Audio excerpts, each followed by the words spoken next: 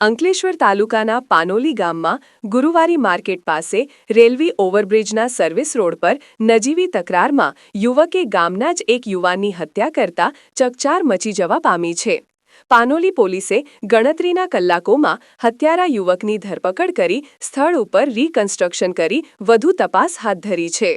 અંકલેશ્વર તાલુકાના આલુંજ ગામના દેવળ ફળિયામાં રહેતા 22 વર્ષીય પિયુષ રમેશ વસાવા તેના ફળિયાના સુધીર વસાવા અને મોહન વસાવા સાથે ત્રણેય બાઇક લઈને પાનોલી ગામના ગુરુવારી માર્કેટમાં ગયો હતો. આ દરમિયાન રેલવે ઓવરબ્રિજના સર્વિસ રોડ પર પિયુષના જ ગામનો હિતેશ હીરાચંદ વસાવા મળ્યો હતો. પિયુષે હિતેશને તેના ઘરે ન આવવાનું કહેતા બંને વચ્ચે ઝઘડો થયો હતો. ઝઘડા દરમિયાન હિતેશ વસાવાએ પિયુષને ધક્કો માર્યો હતો, જેના કારણે તે રોડ પર પડી ગયો અને તેને માથાના ભાગે ગંભીર ઈજા થઈ હતી. ગંભીર રીતે ઘવાયેલા પિયુષને તાત્કાલિક સારવાર માટે ખરોડની વેલફેર હોસ્પિટલ ખસેડવામાં આવ્યો હતો. જો કે ત્યાં હાજર તબીબે તેને મૃત જાહેર કર્યો હતો.